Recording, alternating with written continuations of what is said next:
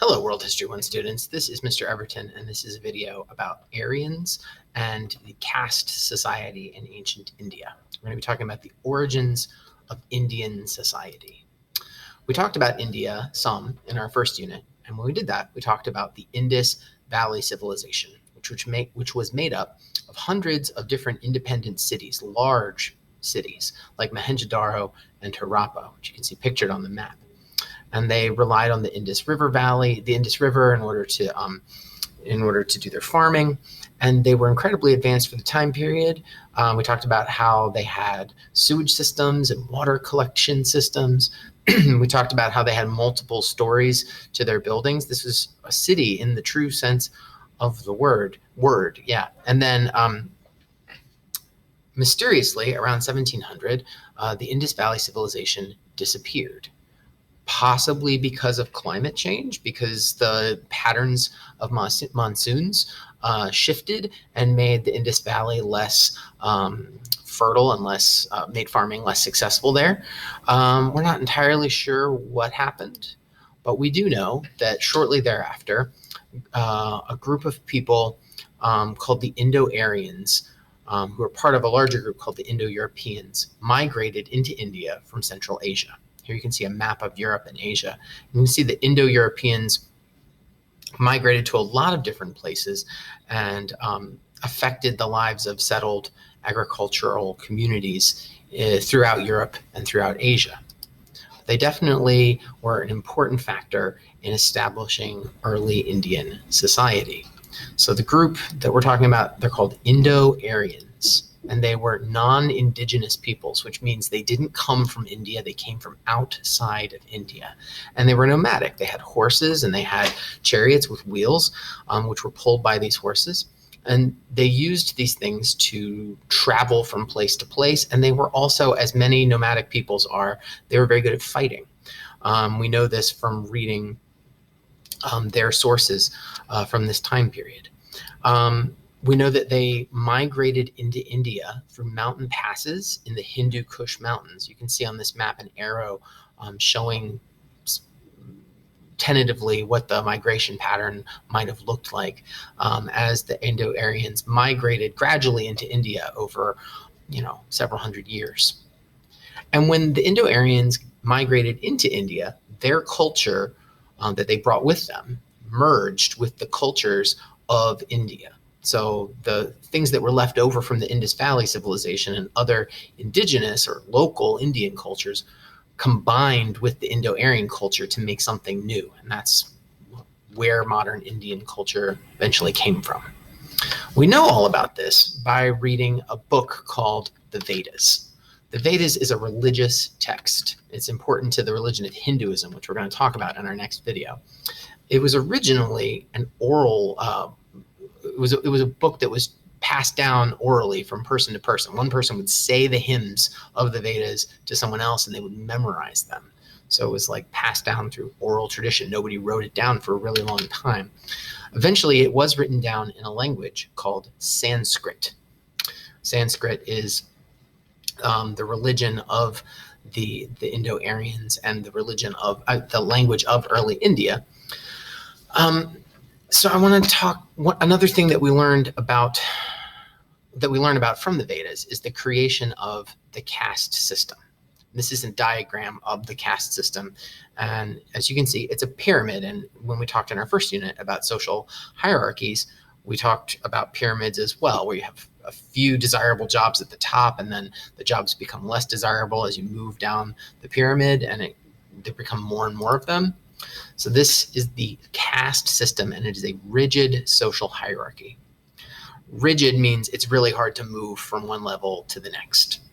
Hierarchy means you're ranking people. You're putting one group ahead of another group. So it's a rigid social hierarchy. You're ranking people, and it's really hard to change what group you're in. You're born into a group, and you pretty much stay in that group your whole life until you die. We call these four social classes varnas. That's the Sanskrit word for this. Varna comes from the word color. We think there might have been a little bit of a racial component to this. The Aryans had lighter skin tone than the indigenous people of India. And so they tended to be towards the top of the pyramid, and the indigenous people of India were towards the bottom. These 4 social groups each had their own dharma, or sacred duty, based on your social group that you were in, based on the caste that you were born into. You had specific jobs that you were responsible for doing. You had specific tasks that you were responsible for, and specific social obligations that you were required to meet. So I'm going to tell you what the 4 social groups are, what the 4 varnas are. At the top of the pyramid, we have the Brahmins, and you can see a Brahmin pictured in the upper left-hand corner. Brahmins were priests and scholars, and they were responsible for learning the Vedas and reciting them and interpreting them and telling people what they meant. They were priests and thinkers. They were people who made their living by using their mind. And this was like the best one to have. And they were the most religiously pure and sacred. And then below them were the Kshatriyas, or the Kshatriyas, and they were warriors and leaders. These were people who led society, who ran the government, and who fought in battles when necessary in order to defend the kingdom that you were living in. Below that, the 3rd tier were the Vaisyas, and these were farmers and merchants, kind of the middle class people. And all of these groups that I've talked about so far, the Brahmins, Kshatriyas, and Vaisyas, these are all people that would have been of Aryan descent. The Aryans took these top 3 levels of the caste system. Indigenous Indian peoples would be born into the 4th tier, the Shudras, and they were responsible for unskilled manual labor, like the hard work of digging ditches, building buildings, doing things with your hands that didn't require a lot of like intellectual ability, but required more like physical strength and labor. And it's less desirable, right? And then outside of the caste system entirely is a 5th group called the untouchables, or the outcasts, because they're outside of the caste system. And these are people who have it the worst in society in India. These are people with the worst jobs, like tanning hides, which is a really unpleasant process of like turning animal skins into leather, or shoveling manure, or digging latrines where people would use the bathroom, things that were considered to be unclean and like really unpleasant. And these were the people who were at the very outside of the system, and nobody was even allowed to talk to them. So this is a diagram of the complete caste system, and you can see the different social groups ranked, and the outcasts are there at the bottom, even though they're really kind of outside of the entire system.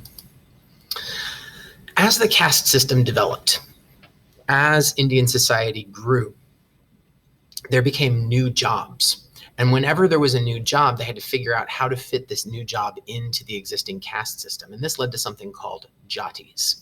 And a jati is a subcaste. So it's like a subgroup inside one of the big 4 social groups. So an example, we've got the Vaisyas, right? And the Vaisyas, I told you, were like the merchants and farmers, the middle class people. So they could be people who ran stores like this vegetable stand, like selling produce, or they could be farmers who own their own land and till the soil and grow crops. Or they could be skilled masons, like what you see pictured here, people who are using their knowledge and skill in order to build buildings. Or they could be carpenters, like the people that you see pictured here. And all of these different jobs all fit into the same large group, the same varna of Vaisyas. They all have that in common, but they all do specific tasks. And it becomes really, really complex, with each large part of the caste system having many, many different jatis, many different subcastes. So all of this leads to what was life like in the caste system. If you were born in India during this time period, actually for most of Indian history, and you were part of the caste system, that means that your birth determined most things about your life. It determined your job, it determined your social class, it determined the amount of power that you had in society, the kind of money that you had to spend, the quality of your house. There's a religious component to this, which we're going to talk a lot about in the next video when we talk about Hinduism. It determined marriage. It determined, like you were supposed to marry within your caste. You were supposed to only talk to people in your caste. Brahmins didn't really talk to people who were in lower castes than them. Nobody talked to untouchables, to outcasts. Like if an outcast walked across the path of a priest and like their shadow fell on the priest would have to like go home and take a bath, because that's how unclean the outcasts were believed to be.